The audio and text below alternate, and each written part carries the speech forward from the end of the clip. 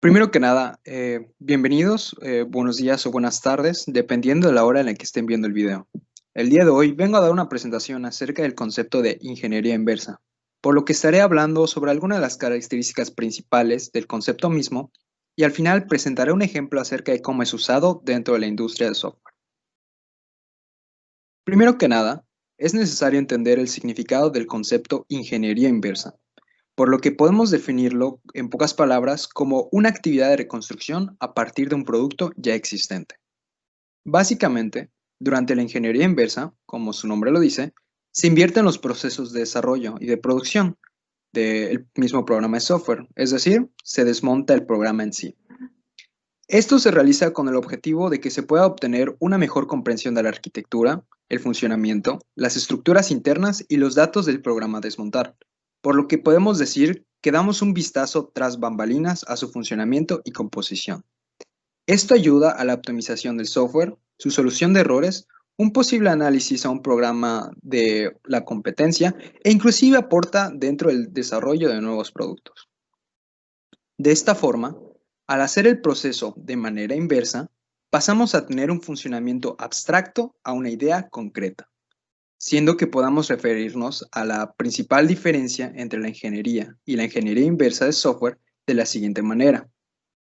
La ingeniería se encarga de hacer un producto a partir de especificaciones. En el caso de software, requerimientos que hayan sido dados utilizando los recursos con los que se dispone. Por otra parte, la ingeniería inversa parte de un producto ya hecho, por lo que a partir del mismo se deducen las especificaciones que cumple y que fueron necesarias para proponer su funcionamiento, al igual que los recursos que fueron utilizados para su construcción.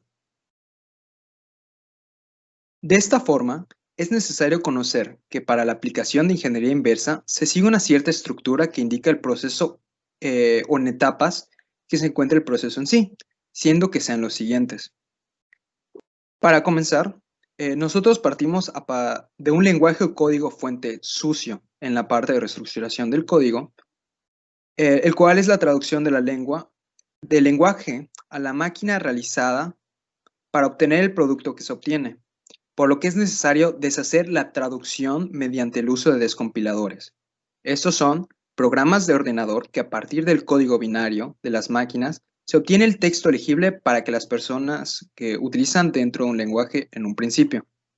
Dentro de la etapa se puede recalcar que lo importante no es obtener un código fuente limpio, exactamente igual al que se utilizó como durante la construcción del producto, sino que lo que es importante es entender las ideas acerca de su funcionamiento. Una vez obtenido el código fuente limpio, se pasa a la fase de la extracción de abstracciones, en la cual se continúa con la fase de, como dije, extracción de abstracciones, en donde principalmente buscamos obtener una comprensión del funcionamiento y estructura de los elementos que conforman el código fuente limpio. Estos se dividen en tres tipos de ingeniería inversa que estaré explicando de una manera más detallada más adelante, siendo que para mencionarlas por el momento serían la del base de datos, la lógica o de proceso y la de interfaces de usuario. Tras realizar el análisis de las abstracciones, habremos podido ubicar la especificación inicial, que fue propuesta para ese funcionamiento incluido dentro del código, por lo que ahora es necesario el refinamiento y simplificación de la idea detrás de la especificación,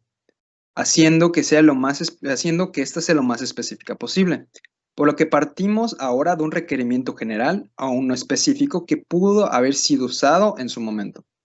de manera que como producto se obtendría la especificación final que pudo haber sido usada para la creación de la parte del código analizada. Bueno, dentro de los tipos de ingeniería inversa de software que se pueden encontrar, existen tres usos o tipos principales, siendo que los que ya mencioné anteriormente, pero ahora procederé a mencionar algunos aspectos importantes de cada uno de ellos.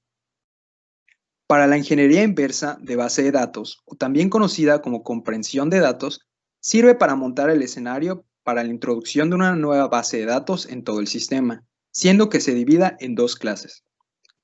La de estructuras internas, en donde se definen las clases de objeto y se agrupan las variables del programa que se encuentran relacionadas, y la de estructura de bases de datos, la cual tiene la función de comprender los objetos existentes y sus relaciones, definiendo un modelo de extracción de datos como precursor de un nuevo modelo de base de datos, de forma que se mapee la antigua estructura de la base de datos en una nueva estructura.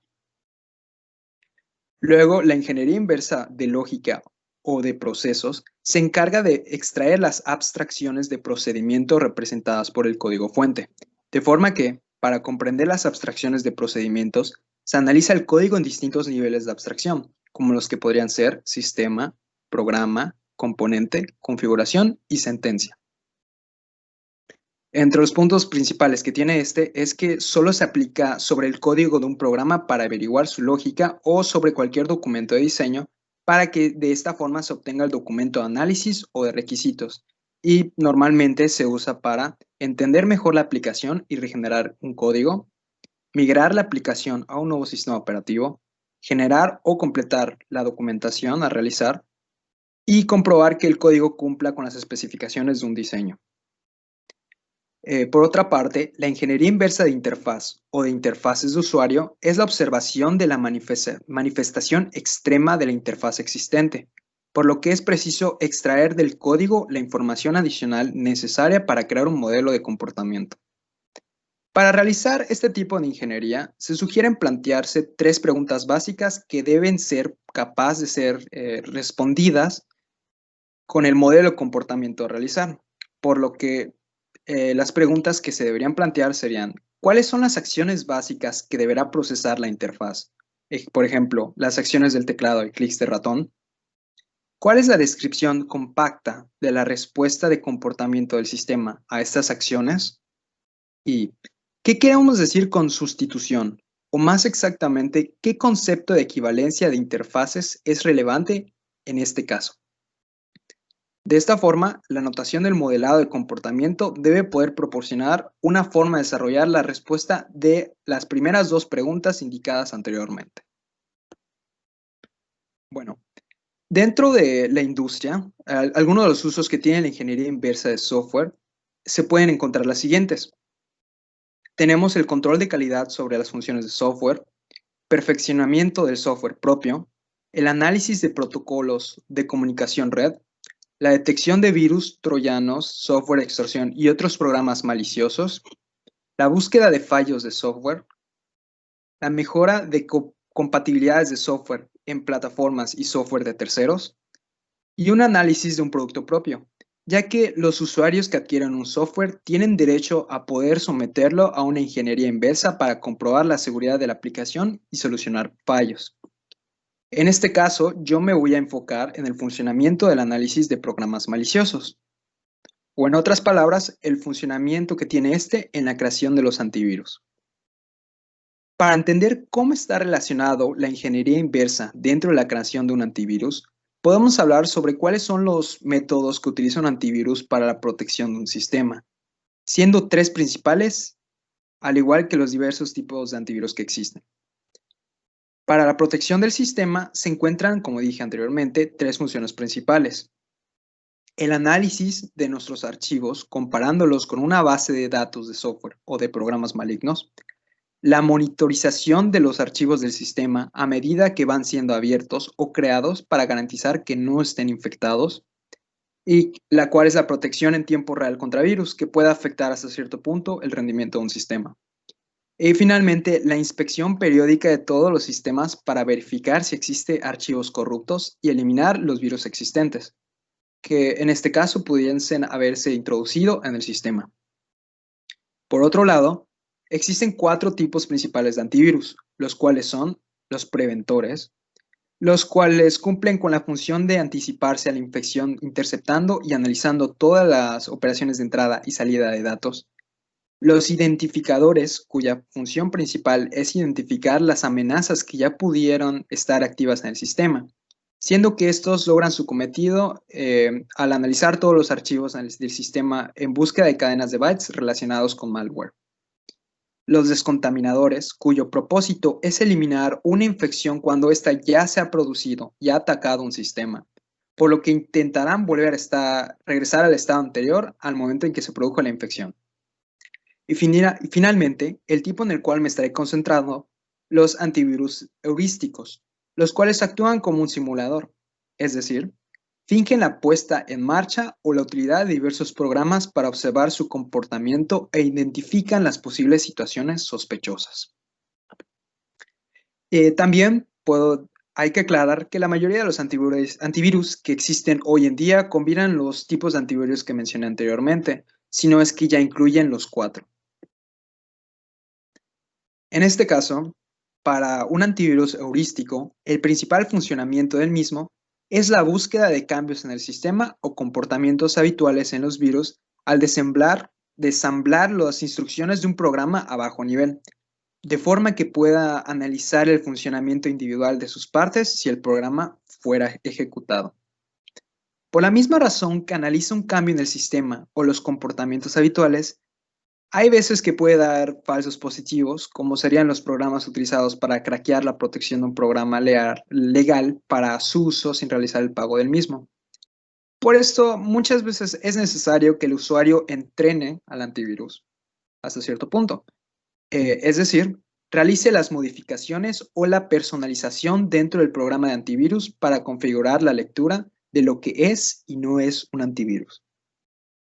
Asimismo, de manera más específica, se puede observar que el uso de la ingeniería inversa dentro del análisis por activo o con la aplicación del uso de algoritmos heurísticos, los cuales se clasifican en 3 tipos.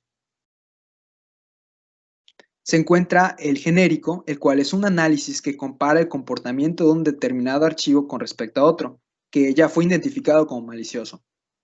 En este caso, si el archivo analizado supera el umbral de similitud, será considerado como malicioso variante del primer archivo. Se encuentra también el algoritmo tipo pasivo, el cual analiza el archivo de forma individual sin realizar ninguna comparación con otro identificado como malware e intenta averiguar qué es lo que hace, como por ejemplo abrir un puerto o conectarse a una dirección IP. Si las acciones son consideradas peligrosas, marcarán la muestra como maliciosa.